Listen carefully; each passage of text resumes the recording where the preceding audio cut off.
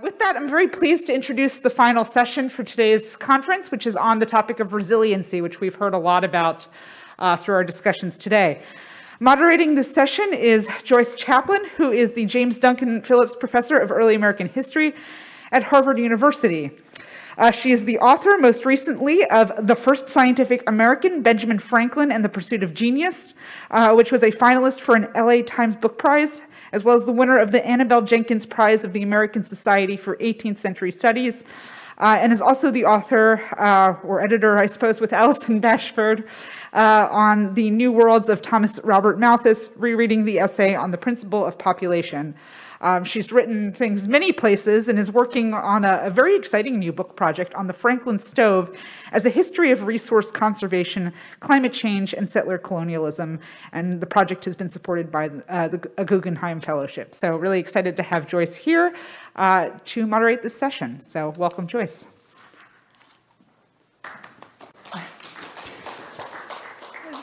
My thanks to the APS for organizing this event, which I've already learned an incredible amount from. And I was especially grateful for the opportunity to really closely read, these 4 final papers. I'm just going to briefly give introductions to the panelists, who will each then have 8 to 10 minutes to kind of encapsulate their research, and they could do that from the comfort of the seat or commanding the podium as they wish. If time permits, I'll give a little bit of a comment and then open it up to questions. It seems like the audience is really limbered up at this point, so I don't want to stand in the way of further discussion from the floor. So first, we will hear from Brendan Gillis, who's an assistant professor of history at Lamar University in Beaumont, Texas, where he also serves as assistant director of the Center for History and Culture of Southeast Texas in the Upper Gulf Coast. He joined the faculty at Lamar in 2017 and arrived in Beaumont 2 weeks before Hurricane Harvey dumped as much as 60 inches of rain across the Texas Gulf Coast. This conference has a theme, clearly. A cultural historian of law and local government across the British Empire, he's currently completing a book manuscript entitled Empire of Peace, A Global History of the British Magistrate, 1660 to 1835. The second presentation will be by Xinyue, who is a fellow of the American Association of Geographers and a fellow of the Royal Geographical Society, holding the Harold L. Adams Endowed Professorship in the Department of Landscape Architecture and Urban Planning at Texas A&M University, where he directs the Center for Housing and Urban Development. His research focuses on geospatial artificial intelligence, geographic information systems, and smart cities.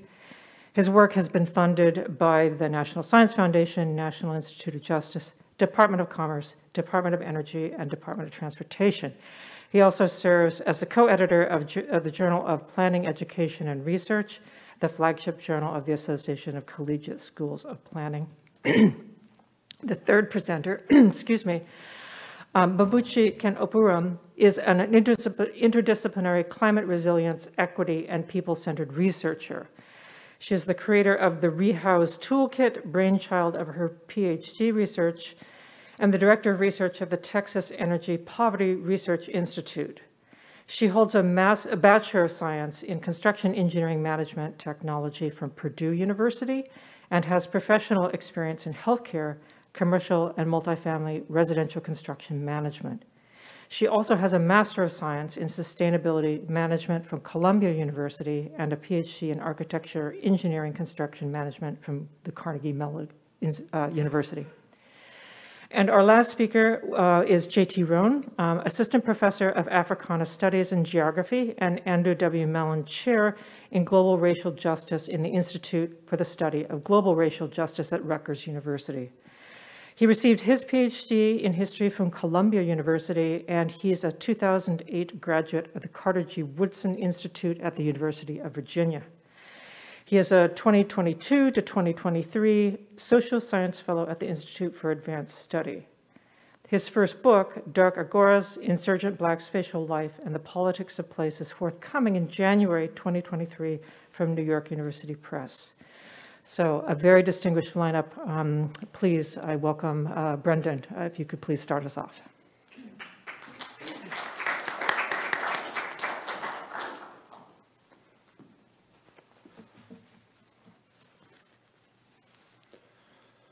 Well, thank you all for being here on a beautiful Friday afternoon, and thank you for that kind introduction.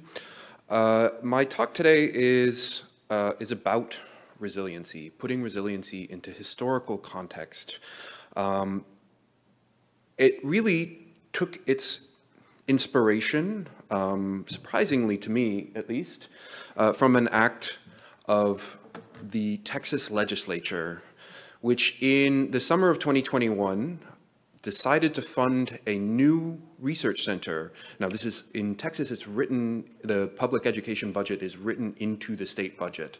So they decided to create a new center for resiliency at my university, Lamar University, with a bold and ambitious mandate to improve our region's ability to bounce back, recover, and hopefully also mitigate the series of natural and industrial disasters which seem to thrive, that seem to occur far too often in our region. Now, I'll admit, as a historian, I was a bit skeptical when I first heard about a Center for Resiliency.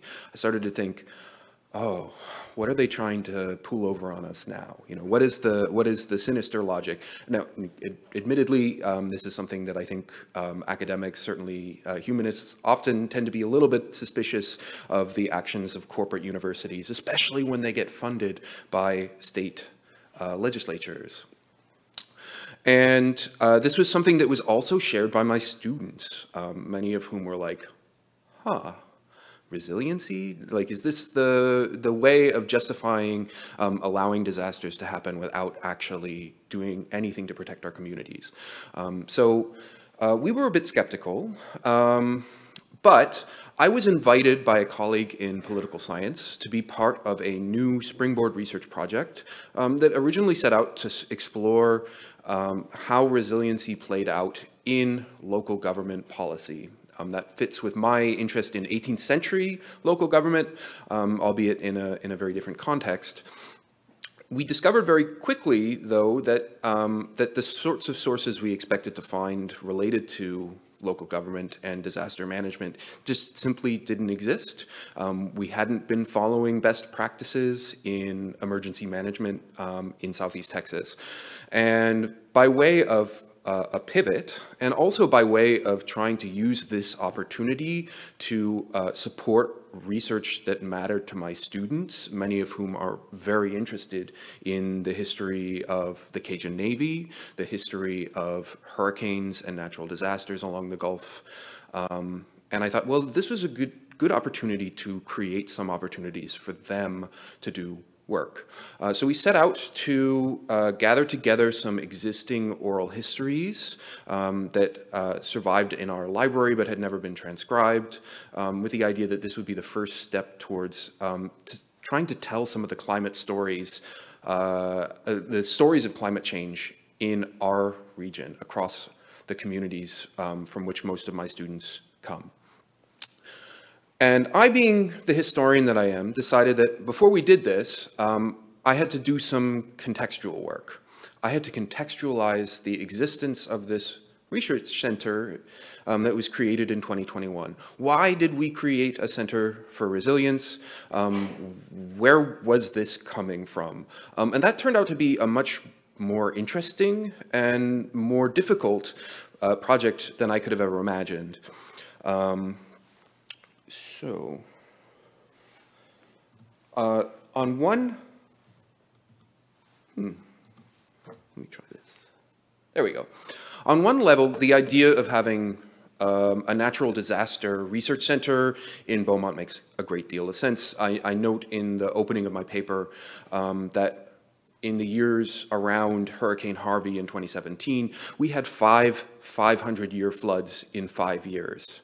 Obviously, the standards and norms that we're using to gauge natural disasters, climate disasters, no longer really apply.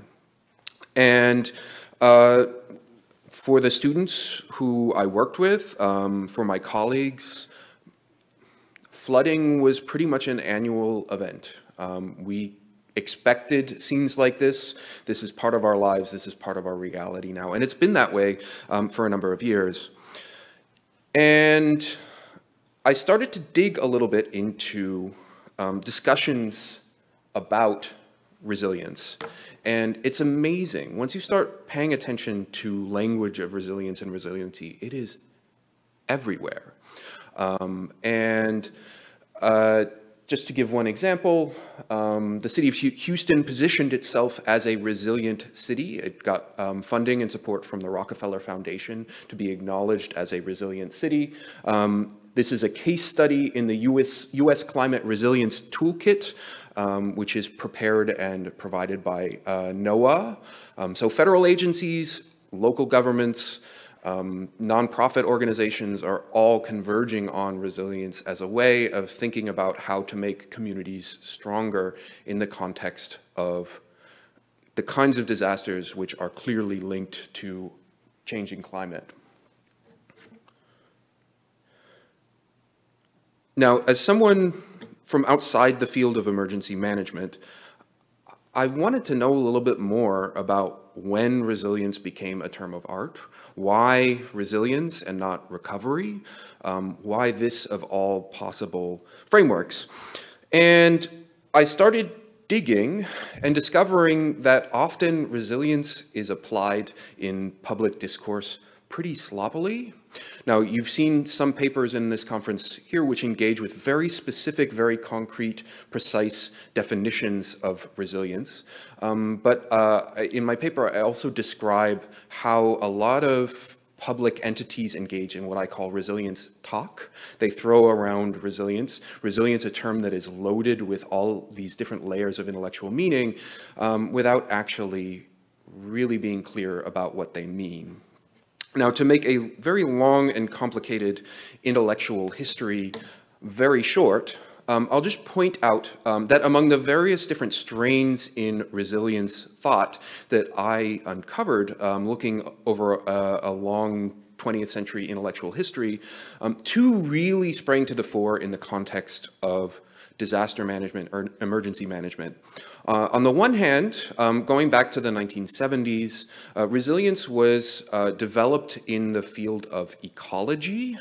C.S. Halling wrote a number of pioneering papers that introduced resilience as a way of thinking through how ecology, specific environmental contexts, deal with major threats.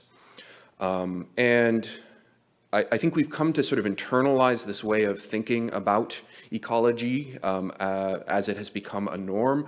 The idea that that there could be multiple equilibrium states in an environment, that sometimes the survival of an environmental system requires adapting in a fairly dramatic way, shifting the metrics or balance of various different variables in order to create a new, more stable equilibrium. But at the time in the 1970s, this was new, it was controversial. So many of the scholars in emergency management, in social sciences, in STEM fields, my colleagues at the Center for Resiliency, generally have a definition of resilience that stems from this particular intellectual tradition.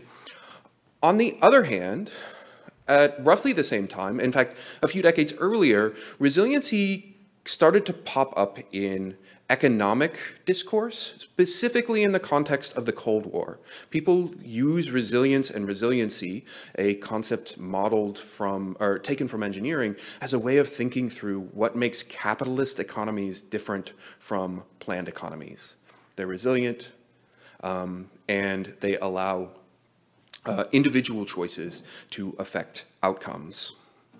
And so that very different tradition, I think, is much more in line with the way in which many conservative politicians and many others in public life talk about resilience. So Dan Crenshaw, a conservative politician from Texas, used American resilience in the era of outrage as the subtitle of a recent book. Resilience here is the opposite of wokeness.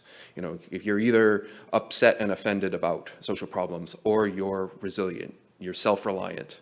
And I think that view of resilience, one that's grounded in the consequences of an individual's decisions doesn't line up very well with the way in which most scholars apply resilience in their work. So it's a fairly obvious point to make, I think, but I think it's a really important one. We don't all mean the same thing when we talk about resilience. Now, just by way of a quick conclusion, I wrap up my paper with the suggestion that historians have a role to play in the process of trying to bring together the knowledge that's created around climate change to communicate between and among the various different stakeholders in these processes. Now, this is much more suggestive. In part, I was thinking about why it was that I wanted to get involved in the research of the Center for Resiliency, but none of my colleagues seem to. So I'll just say, I think historians can serve as a nexus between other academics and regional publics, because we're doing some of that work of communicating to the public already. And I think historians should work to bring our knowledge into collaborative spaces where science, social science, and policy take shape. That's not always a place that historians think, oh, I need to be there, I need to be part of that conversation. So thank you very much, and I'll hand it over.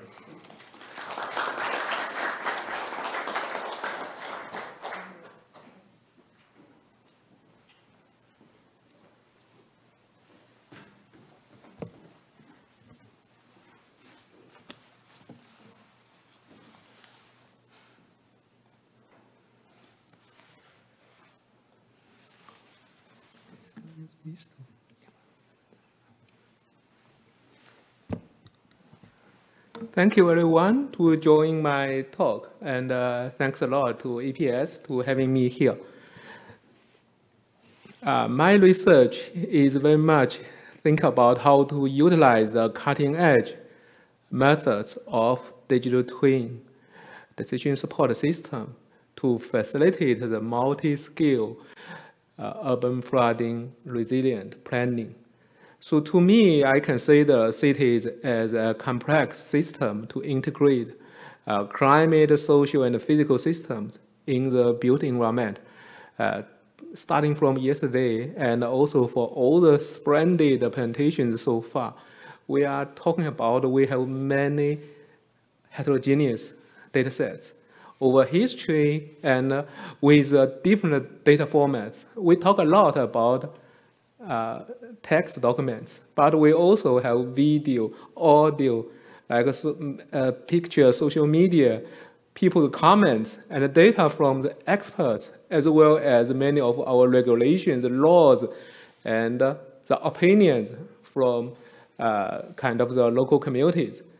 So how we make all these data can agree upon with each other in the scale and make it understandable and interactive. So I vision we should have some social-physical convergence for digital twins, almost like a collective intelligence for communities. That's also my vision for urban artificial intelligence. That's not only for big data, it's for our social good. My idea is very much borrowed from a fantastic computer scientist, David Grant. He was a computer science professor in Yale University. He came, I think, in the 1990s. He published a very famous book called Mirror Worlds. For that, his argument is all of our tools like Excel or SPSS, these software should not only be merely handy tools. It should be act as a crystal balls for us to observe the world and have the intervention. So this idea later is introduced into the digital twin, allowing us to understand how we can construct different devices. During the COVID, now we realize we have to do many work remotely. And for the, at the same time, when we have the accumulated data sets, we really need some crystal balls for us to play with. I noticed a recent report from a small country called Grenada. They developed the first national digital twin, allowing us to understand the climate change and the resilience. And for that, in Houston, we developed something also called AI-driven framework for resilience planning and design. I integrated data all the way from the kind of the building level data, all the way to our site landscape architecture planning and the zoning together in what I call scene graph. Because for a long time we observed our world is more like this. I made it by Google Earth Engine to have all these animations of the 4 major cities in text triangle. But actually, the reality for us to understand the world is more like ontology. We understand our documents, our relationship by building many things. Like here, I use a house as a basic unit for us to understand the resiliency in the flooding. Is understand how the types of house is, what's the relationship of this house, and what's the component, even decompose houses into many small components, and how the house is neighboring another house, and the house is situated in a flood zone or not. For that, many cutting-edge computer vision methods are utilized. For example, we use the scene graph methods to decompose all the elements in the picture, then also link again the picture with the logic. For the design purpose, for each house, we pick up the elements in the house and point it to the specific design rule. So like for here, we picked up at least 17 rules which may be violated in this design. So we use that, we will be able to link the resilience design from the bottom up. And we also develop an annotation system allowing the common citizens to annotate the pictures they uploaded to our online system, telling us why they feel this house is not well designed in response to resiliency. So through the computer vision training, we can, when you send in an image, we can even respond, with you many images which are relevant or similar in the design. So for this one, we also develop innovation for our Galveston Island. I think the previous speaker just mentioned this site, the Galveston Island.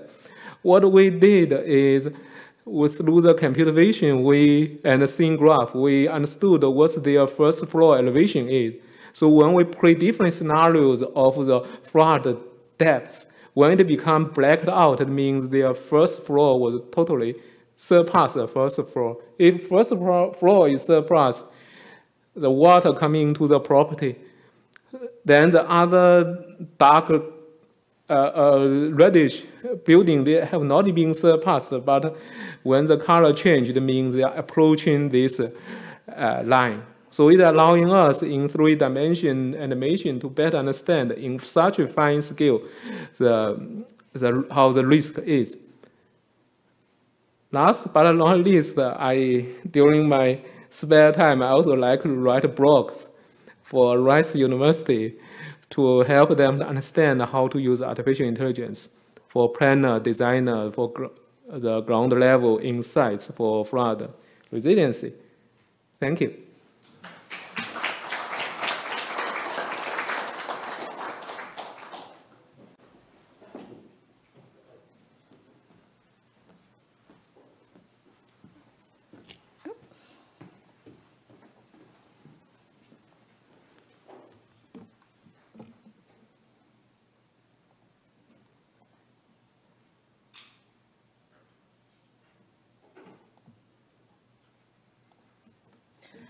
Okay, well, thank you, everyone. Good afternoon. And thank you, APS, for the opportunity to present my research today.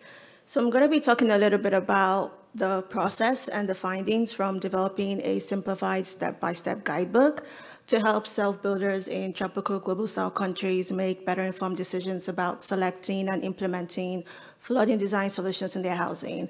And this is part of sort of like a greater research project that involved the development of 3 tools, and the guidebook is just one of them.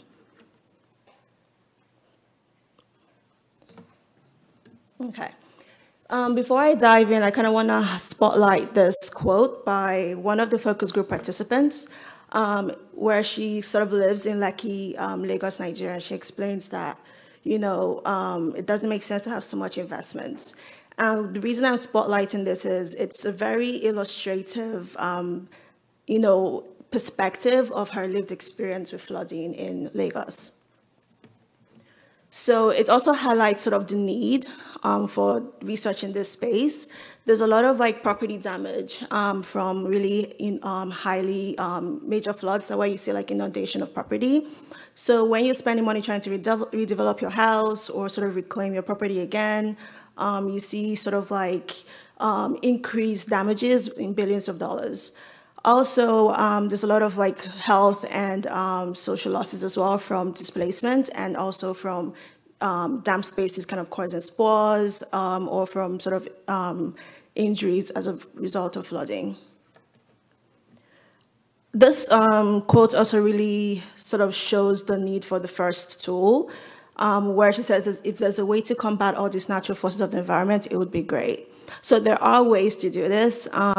This was what led to the first sort of research, was what are the design solutions that are available and used by households in the tropical global south to cope and adapt to flooding. So I did a systematic approach literature review to kind of identify what these were by looking into like papers that have been published in the ethnographic sphere, how the researchers worked with communities, households, more observations, interviews and stuff like that to find out what they've used. So through that space and through that work, I identified over 80 design solutions, such as like using damp-proof membranes, building house on stilts that have been successful for flooding. But that's kind of the problem, right, is that you have to be, sort of a niche. You have to have sort of that academic or scientific experience to be able to go and do that literature review, which households who kind of need this information don't really have as much experience doing, especially if you don't have formal education or a technical background. So the point was then, okay, how can we take this technical information and make it very sort of mainstream by consolidating it and also providing a visual form where people can say, okay, this is what a damp-proof membrane looks like. And so I can just say, build one, this is what it looks like. The second tool is sort of like where she says, have the knowledge. So from doing the process for the first tool, I identified that, these design solutions were successful sometimes were not successful, or other times kind of were short-term successful. And it wasn't because the solutions themselves were not good, it's just because they were used in the wrong context. So it becomes like a thing of having that information about what context is actually really viable for you to have like really long-term successful design solutions. So as a result of that, I did like a survey of households in the global south to sort of see, okay, what solutions have you used? What were the conditions that existed for your site and your neighborhood at the time of those solutions being implemented, and kind of what your perceived success for them? So from that, a regression analysis was used to kind of identify what sort of conditions such as like topography of your site, the drainage of your neighborhood, the density of your neighborhood that would impact the success of a design solution. And through that, a web application was made. So when you kind of go in there, ask the very simple questions. By going through the questions, it kind of helps you predict what solutions from the repository will be successful for you. So that kind of brings me to the third tool, which is kind of what I'm describing, is this guidebook. So it says, you can pass it on to others. And that's the really important part. Is it's one thing to say, here are the design solutions that exist. Here's the knowledge for how they will be successful.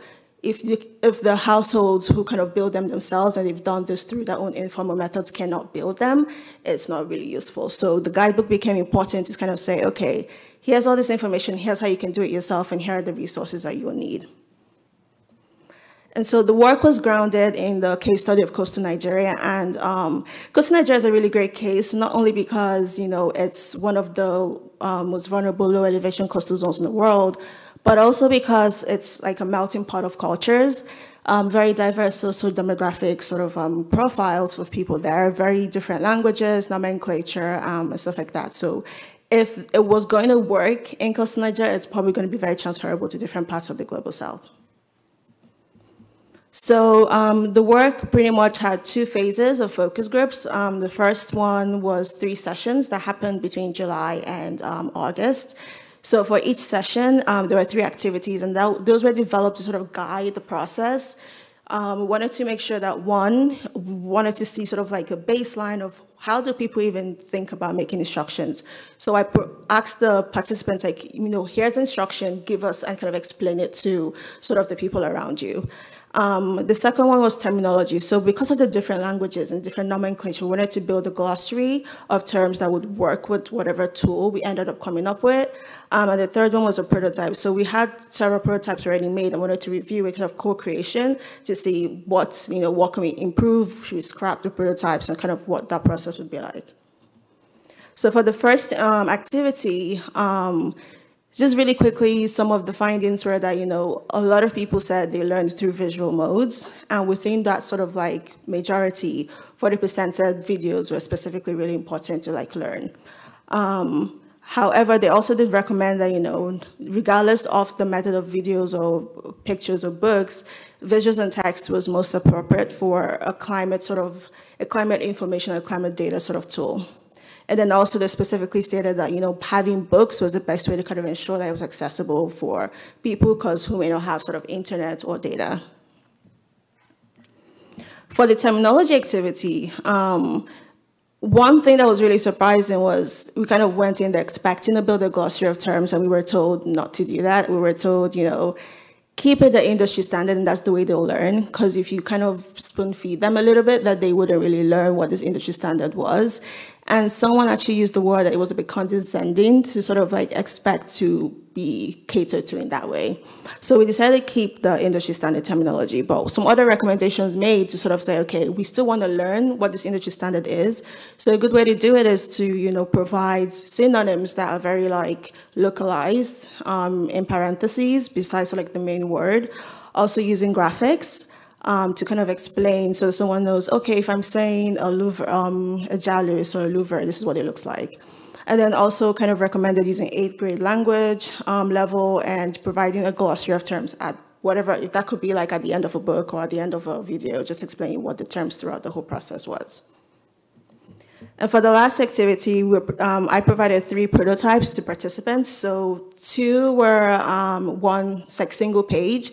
One was kind of more architectural based, black and white. The second one was integrated a lot of pictures. And then the third one was multi-pages, which is not actually shown on this slide. But some of the really interesting findings was that, no one really liked the architecture sort of black and white. They said it was very sterile, a bit stoic. So they recommended the use of visuals and colors was definitely important. Some of the other feedback was, we should provide sort of the tools and local materials used within the context within the prototype. And then lastly, what I also noticed was a lot of participants reference sort of their own personal experiences and why they provided those recommendations.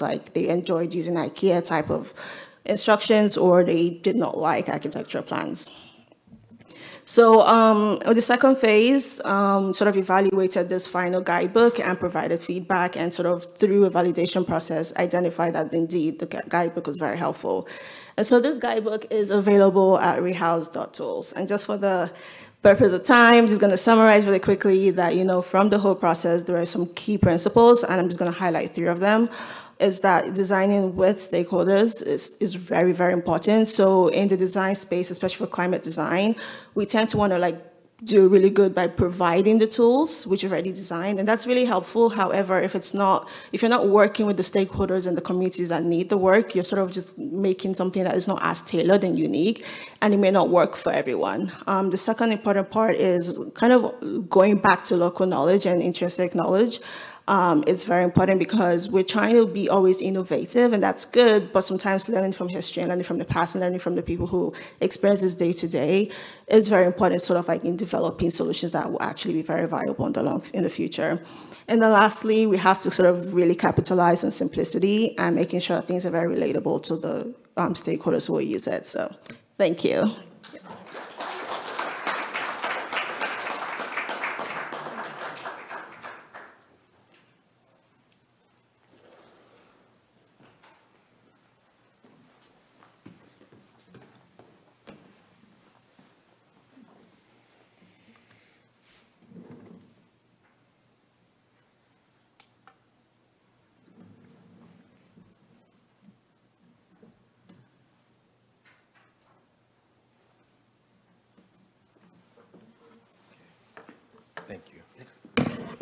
Thank you all. This has been really great. And so I'm just going to jump in. I'm talking briefly from Thinking Black Ecology's cultivation and the Jim Crow enclosure of the Tidewater, which is slightly different. I just want to add at the end just some remarks about further research. So I want to start actually by showing, oh, sorry. Trying to, okay. Yeah, let me do this. Okay. Okay, is that better?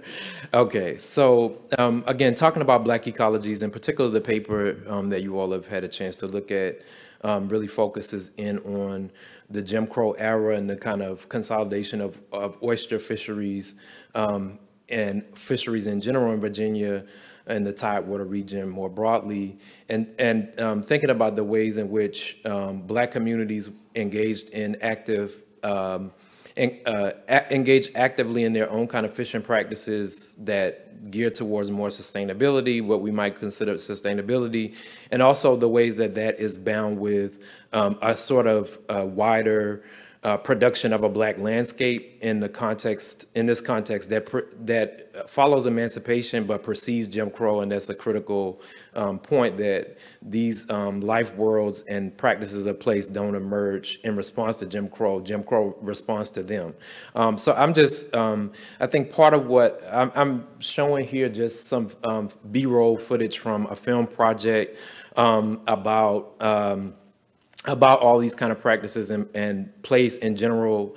And this is shot with Johnny Cruz, who's a choreographer and dancer from Richmond, but New York based.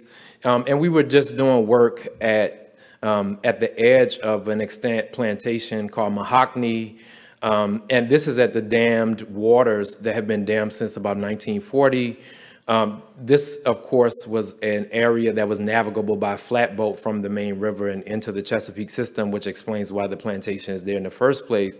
And we're just using it to try to, I'm using this footage as well as other film work to bring, I think, you know, of course, we've had lots of conversations today that might complicate this, but I think lots of people understand that climate catastrophe, or however we want to describe it, is a real thing. But how do we move artistically and otherwise matters of the heart that allow people to understand traditions and histories of resilience and place that are outside of this kind of genealogy? So I just wanted to share one, because Johnny is just such a skilled place-based artist, and I wanted to highlight some of that, to say that the arts as well as the humanities have something really to say importantly to these matters. In the interest of time, I won't have you watch Johnny's whole piece at this, but look out for the film. Maybe later we could talk more about that. I want to talk, you know, just about this kind of Jim Crow consolidation of the waterscape. So this is the Rappahannock River, the traditional home of the Rappahannock Nation, both their sort of summer grounds above and villages above the river, and their winter ones below the river, and that having to do with the land and the quality of what you can grow there and all of that historically. But I want to, this is a map from 1894 of the public oyster grounds that Virginia is engaging in this process of noting where oysters are, of trying to codify them spatially, in part because they're trying to concentrate a fishery around them and to generate state revenue in the context of the late 19th century. Critically important is that these were never, despite settler imaginaries, these were never some untouched or untapped resource. In fact, the Rappahannock's, as archaeological research shows for most of the Powhatan affiliated communities that have access to oyster grounds, that, you know, the oyster mounds, shell mounds around villages suggest that indigenous folks, first of all, were diving to retrieve oysters, limiting them to about 25 feet. And of course, the Chesapeake Bay has much deeper sections. They're also taking only the kind of mid-range oysters. So they're much large, you know, oysters can grow naturally to a foot, which is kind of scary to me, but anyway. But they're not taking those, and they're also not taking the smallest oysters. They're taking the mid-range oysters, which facilitates the overall, you know, stability of these oyster populations. I also want to note that oysters are very peculiar species, and they bring, which is why I wanted to address them. They bring to light processes of the ecotone, the way that land and water meet, the way that salt and fresh water meet, and so they inevitably reflect all of the kind of processes that are going on, good and bad, in the biosphere, right? And of course, this consolidation of oystering in Virginia as a fishery leads to the near decimation of the oystering industry. And we could talk about the kind of post-2000 so-called renaissance in the Bay. Oystering, where literally predominantly white families are taking up their grandparents' generations, old Jim Crow holdings, and creating a new oyster industry that they consider beyond sustainability. And we could certainly tear that down very quickly. So I don't want to go in so far with that. But I want to highlight in this context the ways in which small-scale Black cultivators who emerge after slavery, in the context of slavery, Black communities are the folks who are doing all of this kind, you know, as Kevin Dawson's work points to, undercurrents of power, are the ones who are doing oystering, pearl diving, et cetera, all across the diaspora. In fact, in most of the colonial period, white folks can't swim. So it's Black folks who are doing all of this kind of stuff. I want to suggest that they're kind of, in a larger presentation of this, I focus in on the ways that Black communities under slavery engage in subaquatic species life in order to create, in the context of forced starvation and its punctuation through glut, their own kind of resilience bound with the water. So in this, Part of what I'm getting at is that the ethos of that kind of vision that I term plotting and the Black commons, that follows into the post-emancipation period, that Black communities use these kind of engagements with alternative land and water stewardship practices to create whole communities. And that's what I want to kind of focus in on. You got a sense of the ways that the Fauntleroy family and the Tunstals, if you read the paper, are combining labor strategies across family. They live on adjoining land with other family members. They have these small oystering spaces where they are cultivating oysters in the Rappahannock and in other, similarly across counties in the Potomac, which is the next northern river.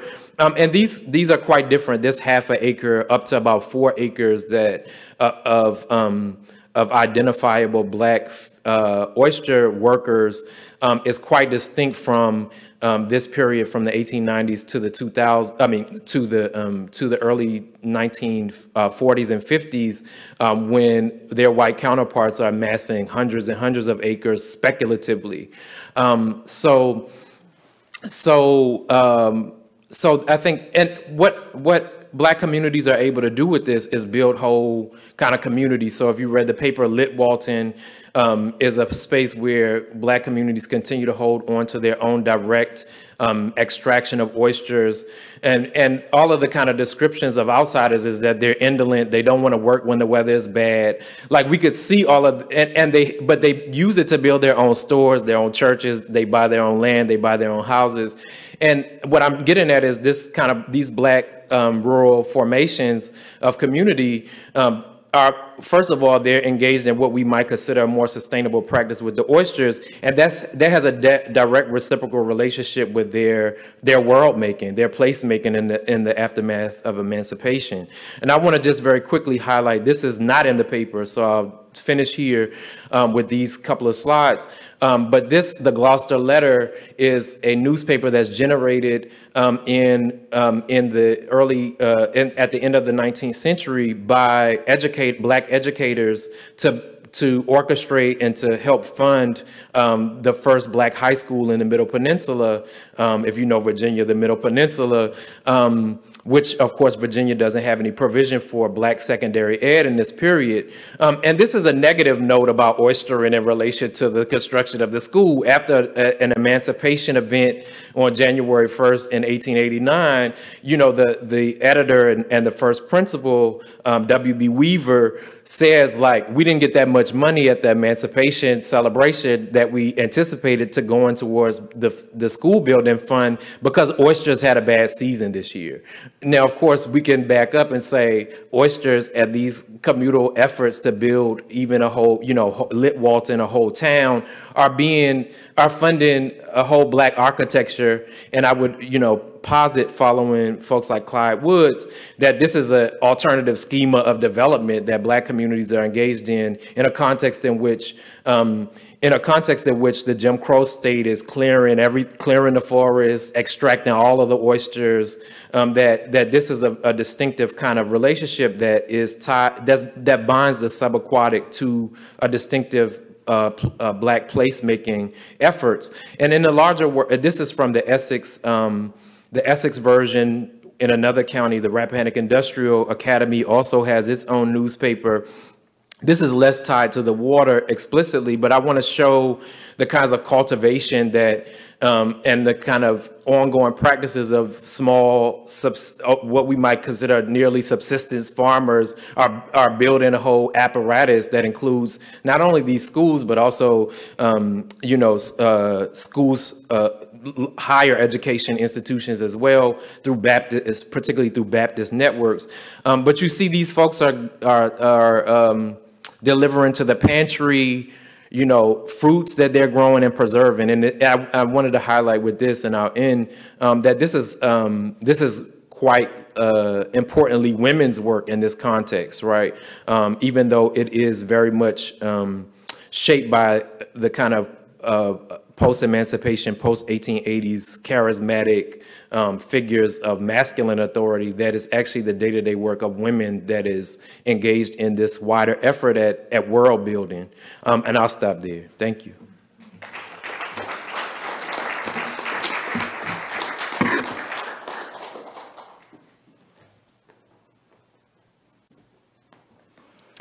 Well, thank you so much to all four of you for the individual presentations and the way in which you'd never met each other, I don't think, but I really think that the papers and the thinking about what resilience might constitute really spoke to each other and established, I think, a central problem for living with climate change. Resiliency, I mean, I think there was a kind of tension between what that meant in these four different studies. The tension being between autonomy, a community's own strength, its standards for itself and its ability to maintain that, and then the possible necessity of getting help from somewhere outside, above, at the center. And I do think that moving forward, it's not going to be either or, but a question of which at which points, for which kinds of communities, what the ratio will be. And so I think I'm going to have to just buttonhole people at the reception for individual questions about the incredibly rich nature of each of your studies in the longer papers as well as in the presentations. But that was just the main point that I wanted to raise about what resilience really represents, where it lives, whose lives are defined by it, and again, this question of autonomy versus possible dependence on. some kind of external people, government agency, set of policies. I don't know whether any of you want to comment on that or just think about it or resist it. I've gotten it all wrong, and you might want to state that. If anybody does want to say something, that's great. We could have you say something, or we could proceed to questions from the audience, whatever you prefer.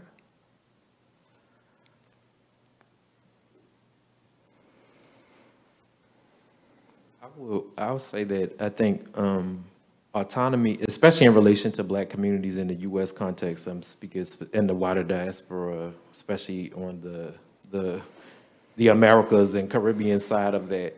I think I'm interested and invested in documenting and also forwarding the practices of autonomy because I think, I'm thinking about Alex Moulton's work and others.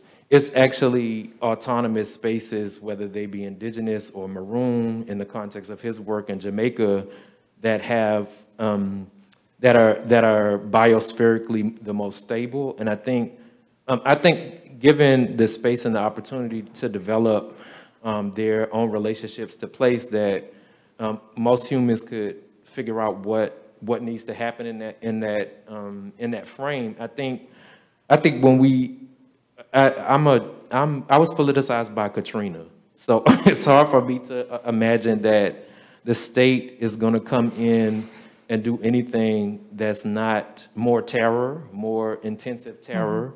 Mm-hmm. I'm thinking about the paper earlier in counterinsurgencies and all of that.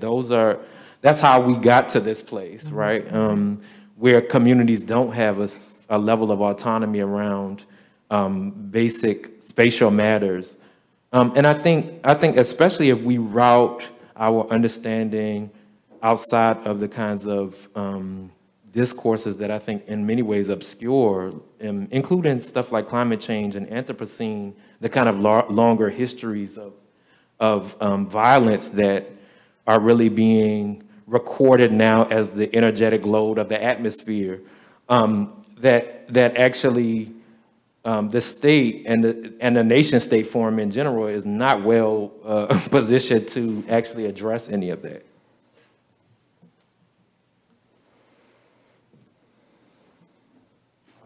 I think that is a great point. And one of the things that I was thinking about in the context of ecological theories of resilience is that, oh, I think it started working, yeah. One of the things I was thinking about in the context of ecological theories of resiliency is that the ecological frames almost always presuppose that there is a manager of an environment, a manager of human interactions with the environment, and it's almost always framed as the nation state. So that the idea that the nation state is going to be in charge here is baked into a lot of resilience studies in a way that I think people might need to be more critical of, as you point out. I mean, there's more ways of asking for external help or relying on other communities, other institutions than just the nation state. And one of the things I meant to mention in my presentation and forgot was that resilience has also been really popular in discourse on national security and international development.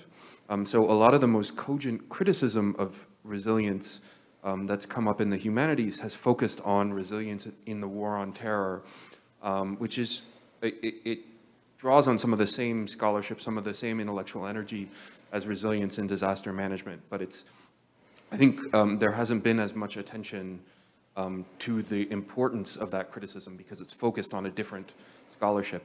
And it's focused on the way in which resilience is really attractive to institutions, organizations, individuals who want to further colonialism, extractivism, a lot of the things that we're expressing concern about. And, I love the various different kinds of resilience that have come up in the conversation. J.T. Roane, you described resilience as a way of thinking about Black communities, developing sustainable oyster harvesting practices at a period when they were able to establish themselves economically. Earlier we heard Ty Johnson talk about resilience as, from the perspective of the Hopi, as awareness that in the context of drought, there are now more drought-resistant seed stocks that are available to be applied. And like that kind of resilience thinking, I think, needs to be brought into our collaborative discourse on what policy might look like. From the planning perspective, the trend is we are moving toward from the top-down, expert-driven resilience planning to more collaborative planning.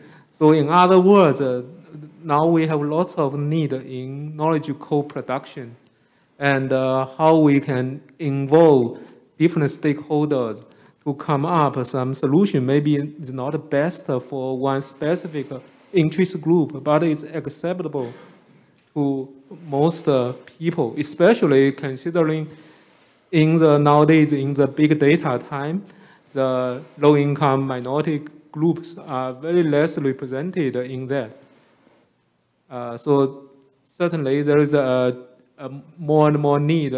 From the National Science Foundation, these years, they are promote a lot on convergence accelerator. For that is, we hope each discipline, multidisciplines, can contribute to do something which is impossible for one discipline will achieve any sustainability goal.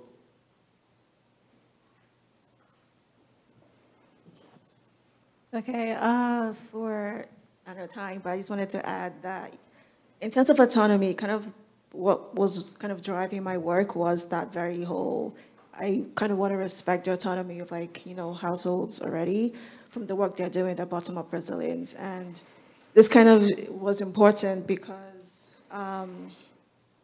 while governments kind of provide their own sort of resilience measures, like top-down, a lot of times in the global south, it's one substandard.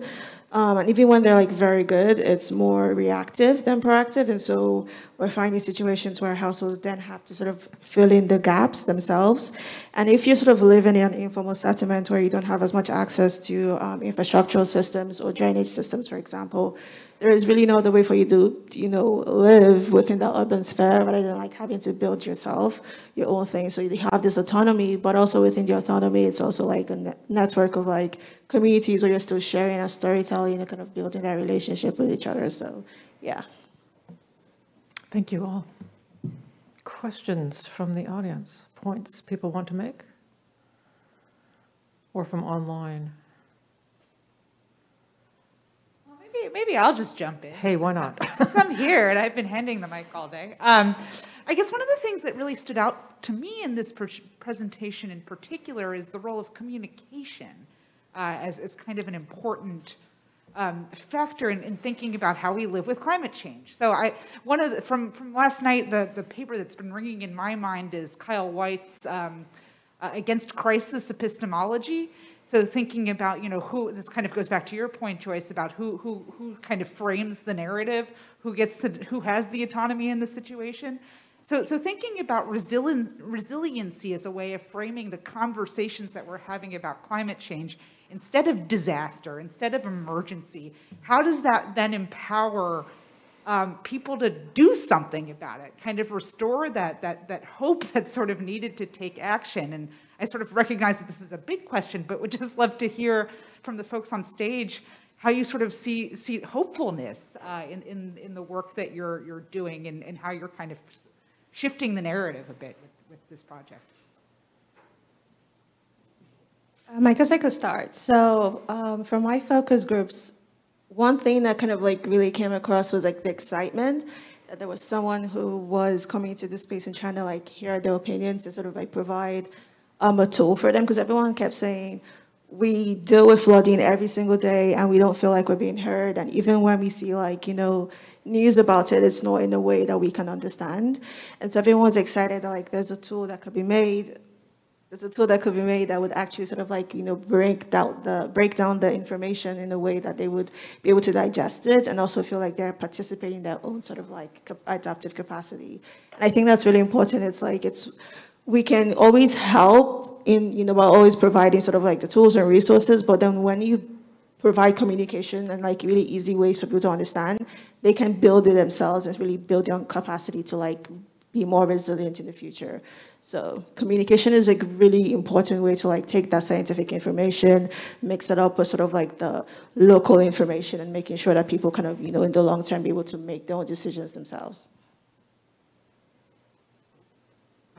I have some thoughts from methodological perspective, because when I finished one for my National Science Foundation project, we work with a group of volunteer organization on water resource, about water resource protection in the state of Washington. That volunteer organization has been there, I think, over 10 years or 15 years. They have numerous meeting notes. But the problem is, if they went back to their previous meeting notes, they find out many agenda has been discussed before. But when the new board member come in, they kept discussing the similar topics again and again. So it's very frustrating. So later, what we decided is pull over all of their previous meeting notes to develop ontologies of what the topic they have discussed. Then we've developed a huge map, and to point out in each meeting notes which topic they have touched, which have the progress, which is stopped there for some reason.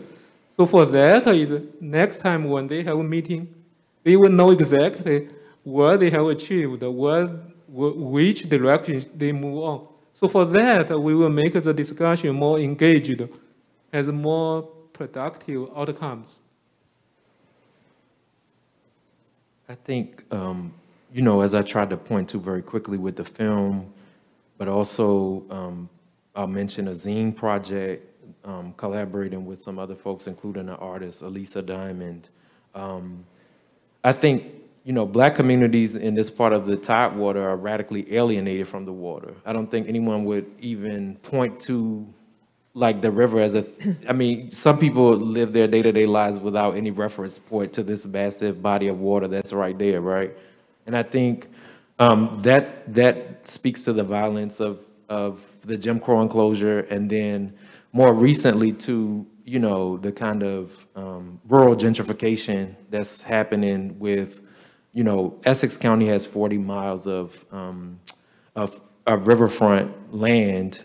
The water itself coming out of old common law is a commons, and yet only about 40 feet of that is accessible largely because of a private land interest, including lots of DC retirees who want radically unsustainable housing on riverfront that won't be there in 5 or 10 years. But the folks, and I think also, the problem of salination and all of that is a real one that is not in people's day-to-day consciousness, even as they know certain things are awry. And so I think film and zine and other kinds of those kinds of things we're hoping to help activate a sense of return to the kinds of practices, not necessarily directly to oystering, but I would have been hard pressed to imagine that Black communities had any stake in oystering because of how it's currently organized. So just using the artistic to help us recover and recall certain of these histories in intimacy with the water and the subaquatic. Just really quickly, in a lot of ways, my paper starts with lack of communication. I put up an example here of the National Oceanic and Atmospheric Administration creating a climate resilience toolkit for communities. They use resilience very differently than the survivalist who writes a piece for the Federalist about how each of us should have our own resilience emergency toolkit at home. We don't all agree on what resilience means, but unlike climate change, across the political spectrum, across all kinds of different divides, we seem to agree that resiliency is a good thing. And that might be a place for potential, for communication. If we want to find a way to agree on how to respond to climate change, maybe we start with the fact that we all seem to think resiliency is part of the solution, even though we all disagree about what it means. I think there's a question online, and then we may actually have to move on. So, go ahead. All right. Our question comes as they say, much rhetoric around resiliency has been about the bounce back ability, whether it's an ecosystem or a community. It's notable how often this concept is applied to the global south or people of color who often end up shouldering the impacts of climate change. Could you speak more about how resilience is interpreted within these communities that you've worked with?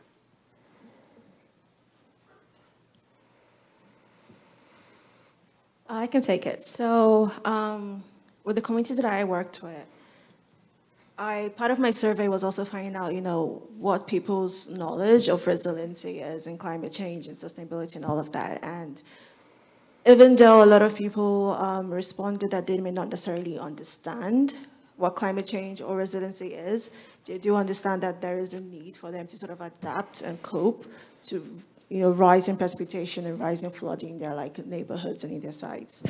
And I think this is just, it comes back down to sort of the dispersion of information. If the information is super technical and super scientific, and we're using climate models this and climate models that, you're kind of eliminating or keeping a barrier between, really technical people and very non-technical people. And so that's sort of why the understanding of resilience is sort of more intrinsic. So they know they need to be resilient, but they don't know that it's called resilience, because we've not really sort of broken down the information. But here speaking about resilience, we're talking about the data and it's all nice, but if you speak to the normal sort of lay person, they really wouldn't know what you're talking about. But if you kind of break it down and say, oh, your house is flooding, sort of you need to, raise the foundation, or you need to put your house in still, they're much better going to be like, oh yeah, I know what you're saying. So it's I think the concept of resilience, even though they, like you said, they have to shoulder the effects, and the people who do the research are necessarily within these communities, and we're just giving out the really major technical information, but we really need to break it down to the communities that are shouldering sort of the impacts of resilience.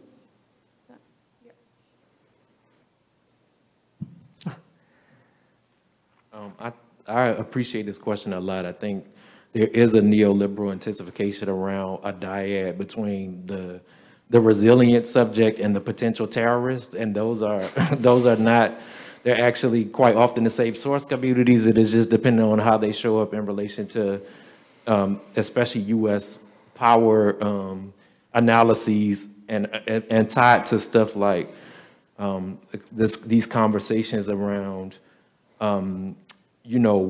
I guess climate refugees, climate migrants, and those kinds of discussions.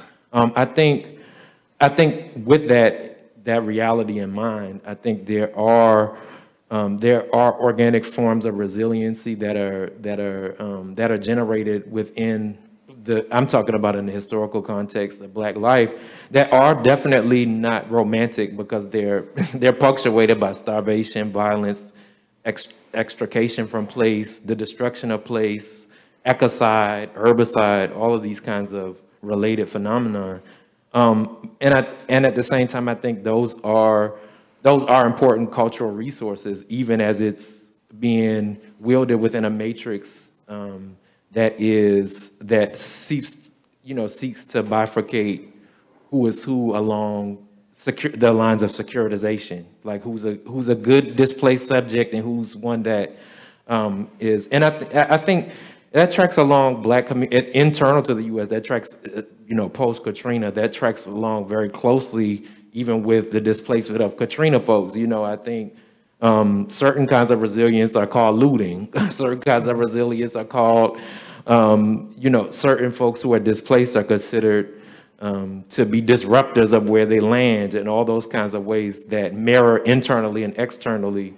But again, even with all of that complexity in mind, I think that the reality that Maroon and other kinds of communities, indigenous communities, those are the only kind of meaningful green futures in my mind, that are being charted. Because my kind of rural Black community, even in biofuel, green, technology-oriented futures, is still a space where you go chop the forest, collect corn, and leave otherwise uninhabitable. And I think what we call resilience is, maybe the term would be, I don't know, maybe Black radicalism, I don't know. And self-determination is better understood from what I'm saying than the term resilience. Thanks for that question. I think we do need to end. I've learned so much from this panel. Thank you all very much. Thank you. I want to invite our wrap-up folks just for a very quick set of parting thoughts, and then we'll call it a day. So thank you to this panel, and invite the wrap-up session.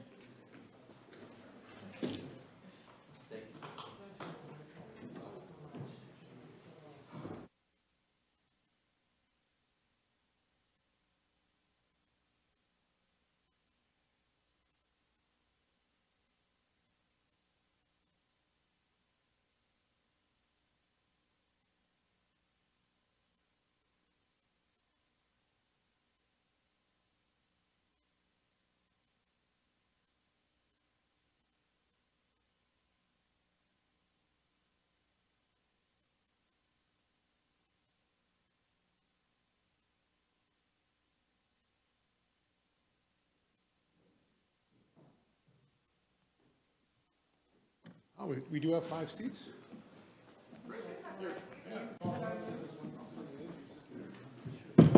Great. Well, at the end of our conferences, we usually like to just have a few minutes to just reflect on, as a group, what we've just been listening to and thinking about.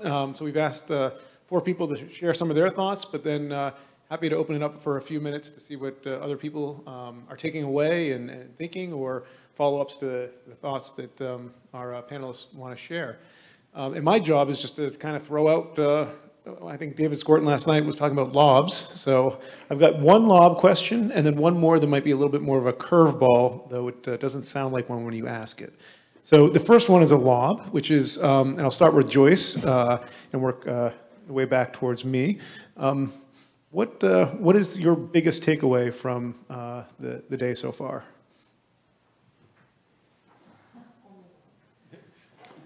Well, we only have a half hour and 4 people and a whole audience here. I mean, I do think that the title of the conference kind of invited like one solution. But I think really what has been impressive about the conference is the way in which we know there are going to be many ways of living with climate change. And that the specificity, the local circumstances, the historical experience, the nature of how climate change and a crisis will be manifested. Natures, I should say, there are going to be many ways, even as there are similarities, probably. The concern, I guess, I have about that, which I think that that's true and that's valid, and I hope other conferences and studies point this out. The concern, though, is that there is likely to be a kind of hierarchy of which ways are going to be approved, supported, permitted. And the hierarchy can be established in terms of priority, what gets permitted first. It can be financial, what is going to be invested in, who is going to be helped. Many ways of establishing that not all of the ways are going to be able to move forward in the way that people might need or prefer. So those are it's kind of linked to takeaways. And I've lost the person here. Bethany? Yeah, thank you. I'll pick up on what we've just heard Joyce talking about. I think the biggest takeaway that I have been thinking about is in terms of a kind of talk of kind of partial climate solutions that we have heard from today. I was reflecting, there are several big keywords when it comes to climate solutions. Those are, we've heard a lot here about adaptation. We've heard a lot about resiliency. The keyword that I have found strangely missing from the discussion here is mitigation. And I think that that might actually point to a more kind of serious problem. One, I think that, Joyce, maybe you were getting at in your discussion of prioritization of solutions. And I think that mitigation is always the least prioritized solution. And there are some obvious reasons for that. We've seen a lot of that. That adaptation and resiliency are asked for the communities who can least afford to respond to climate solutions. Mitigation is a strategy. We heard this really brilliantly in the paper on Pakistan. Mitigation is a solution that has to be undertaken by those who have emitted the most. In other words, those who have contributed the most to the climate change are being asked through mitigation to fundamentally change their historical place that they got to through deep histories of often violence and dispossession.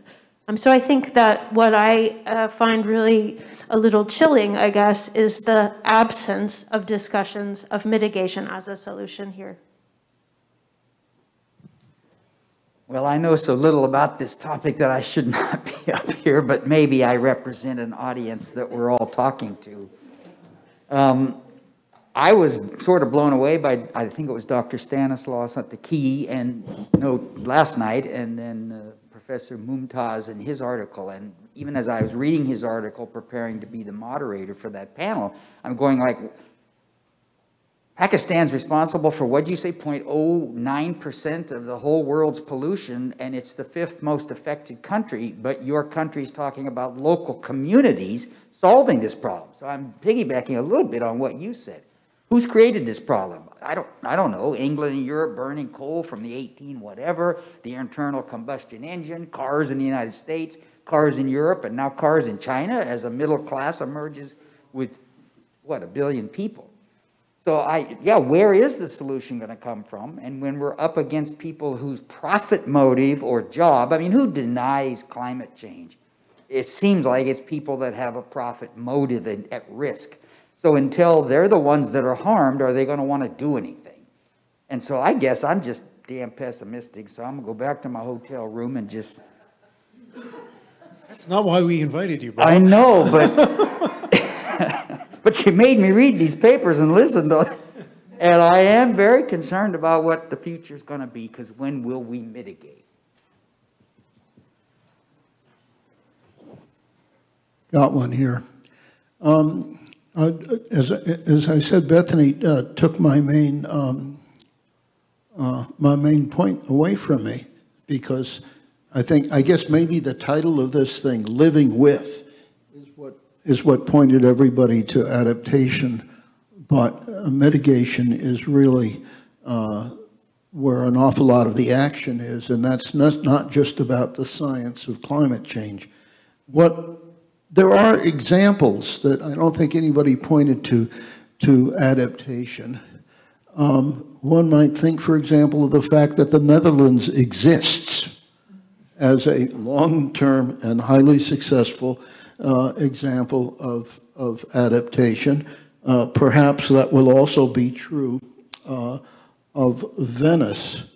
I really worry. There's been a lot of focus here about community responses, and some references also, which really are in high tension with them, which is what I want to say, about when there ain't communities anymore.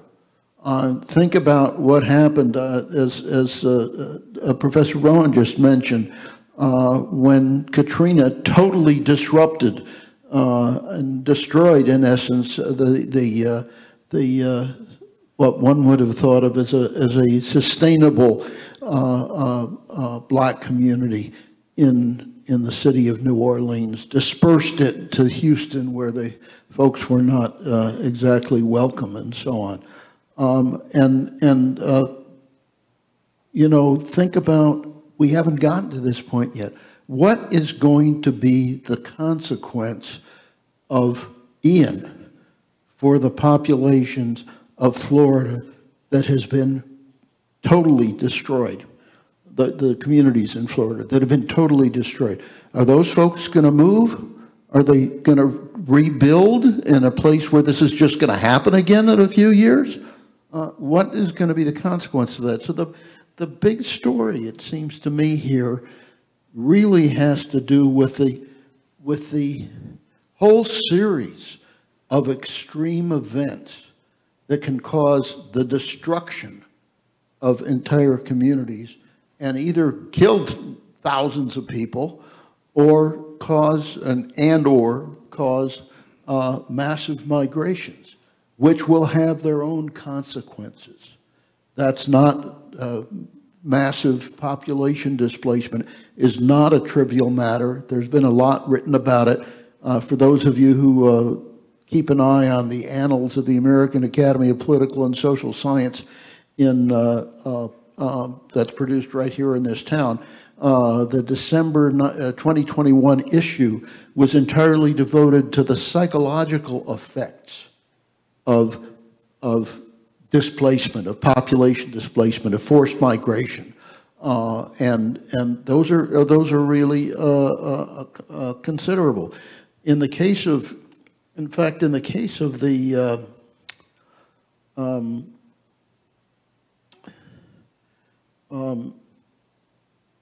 Florida thing, and perhaps this, I suspect this was true to some degree, certainly of Katrina as well, and perhaps some of the other major flooding and water-related disasters that we've had here in the United States. Think about the financial consequences. This occurred to me really in the context of Florida, because so many of those communities were retirement communities. What happens if you're going to recover your entire stash of money, of financial support for the rest of your life in retirement has been wiped out? That's truly consequential, and it seems to me that we should be paying a lot more attention to how to adapt to that, or rectify it, or address it in some serious way. So, thank you. Great, thanks. I got one last question, and I'll start again with Joyce, and it's one that's been on my mind since last night, and it was Bethany asked it, and I don't think anybody answered it, and Adriana sort of asked it again. And as you think about the future, which was the first panel today, Bethany used the word hopeful. Last night I was thinking about optimism and also pessimism. And if you didn't see last night, my sense was there's a sense of pessimism among our panelists at the same time that they were advocating for an optimistic approach to talking to people about the potential of the future. So I was wondering how you all feel. Those are three words: hopeful, optimistic, pessimistic, each different. Hopeful and optimism are two different words. When you think about the future, what's the word that you would choose? And it doesn't have to be one of those three either.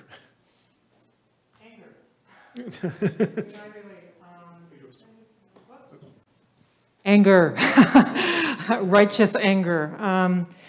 Because I really do think that part, and here's the thing, in terms of there being ways of living with climate change, I mean that I think we're getting beyond the stupid silver bullet thinking. All we have to do is, plant gazillions of trees.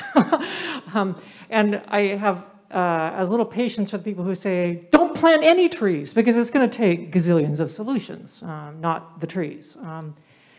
So I think it's good that we're getting beyond that sense that with a few tweaks, we're going to be fine. I think finally it's clear that that is just not the way to conceive of something as complex, a wicked problem like climate change. But if there is a core of something that could be done that might be helpful, it's getting money, suing Exxon to get money to pay for a lot of the damage, and making them stop the circumstances by which a lot of climate change is taking place. So that's where, I mean, I think that correct blame and good use of anger are alternatives to either hope, which is kind of amorphous, or despair, which I don't believe in. I don't think we ever need to kind of only have those different options. Thanks. Bob? Yeah, yeah. I just want to mention, this is something I just want to, I'm just going to read to you from a report on adaptation that was released by the National Academy of Sciences in 2010, and you can download it free in PDF from the web. And they list a whole series of aspects of climate change that can be extremely consequential for our lives.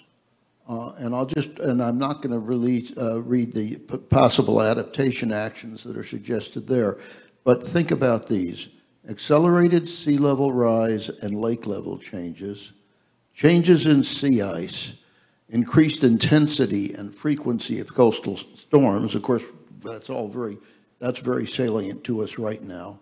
Ocean acidification, changes in the physical and chemical characteristics of marine systems, and changes in precipitation. That's a real serious array of problems. I want to just thank you for the question. It is a question that I think about all the time, and I think about it a lot also with students.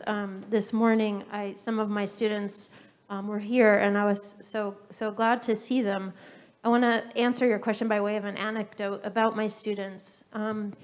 These students are in a class which is called Sustainability and Utopianism, and it's about world building, in other words, both from a sort of sustainability techno kind of managerial perspective, as well as more creative utopian and dystopian types of models. For the first part of the class on sustainability, the students just yesterday had to give reports on the United Nations 17 Sustainability Development Goals, or SDGs. As you might guess, the SDGs, one of which has to do with climate resiliency, the SDGs are not going well. The goals are not really anywhere close to being achieved, and they're supposed to be achieved by 2030. The part of the story that I want to tell you is that in each of the reports that almost all of the student groups gave, they said the bad news really quickly, and then they went immediately to, but let us tell you a few success stories. Let us tell you a few success stories.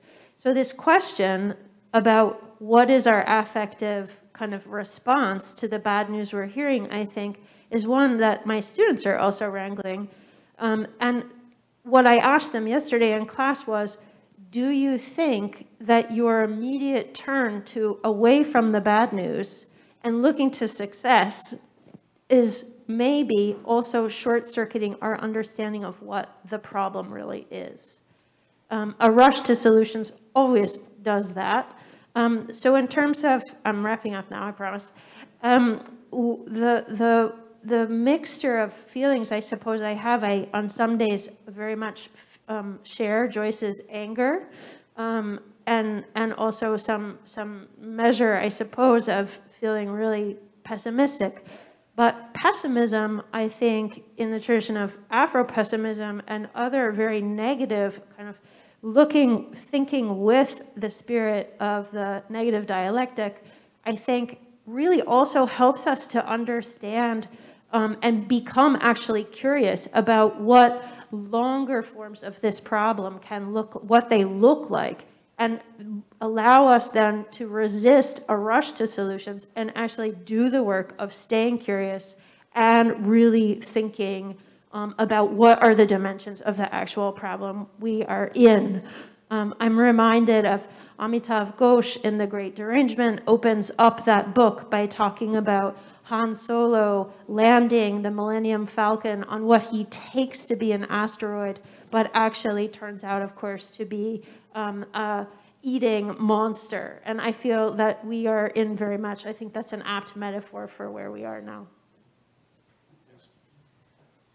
I already know your answer, I think. You do? Well, tell me, what is it? No, we shouldn't just let you ask these questions. We should ask you now to define these two questions. Again, I'm the person off the street that just arrived at this conference, and you're asking me these questions. So I live in a state now, 22 years drought. People are using the word, what's happening in Arizona. It's not just drought, it's aridification. I'm only learning how to say the word.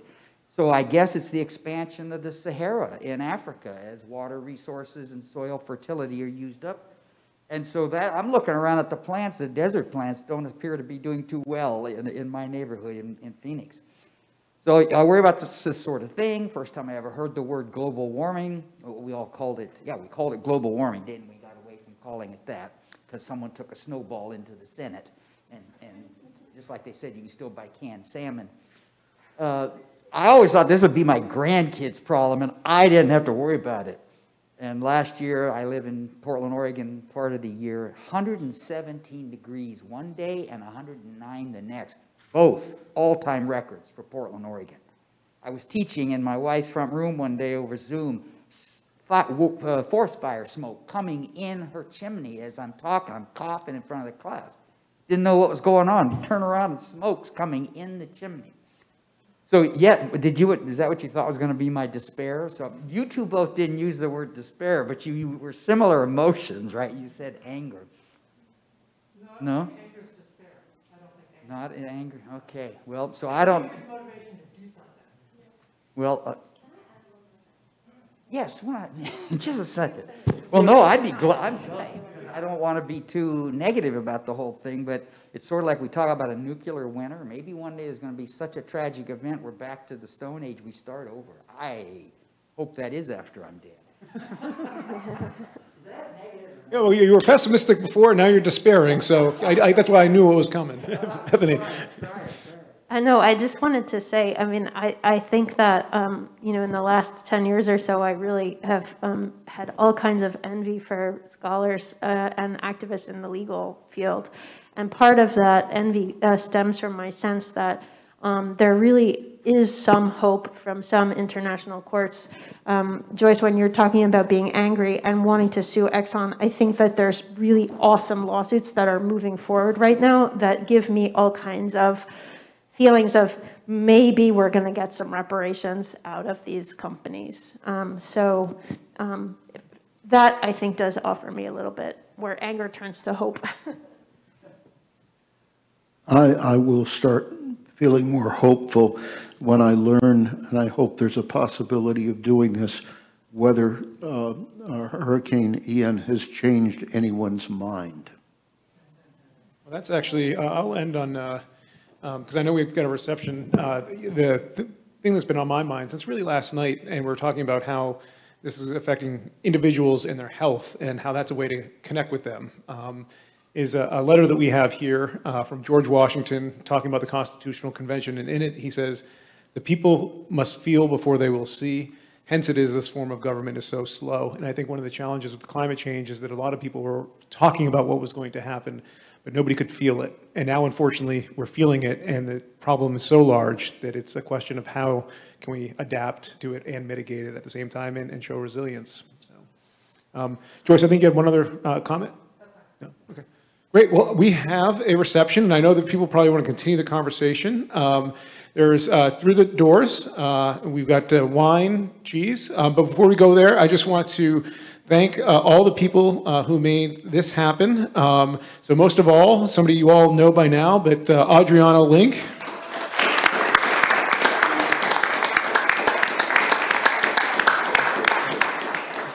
And then Todd and Jeremy Schroenrock, who are behind the scenes and making everything happen. And then tucked away in the corner, Nathan Kinsey, who's been monitoring our online attendees. So thank you all for making this happen, and thank you all for coming and adding to this conversation and making it what has been an incredible day-long conversation. Thank you.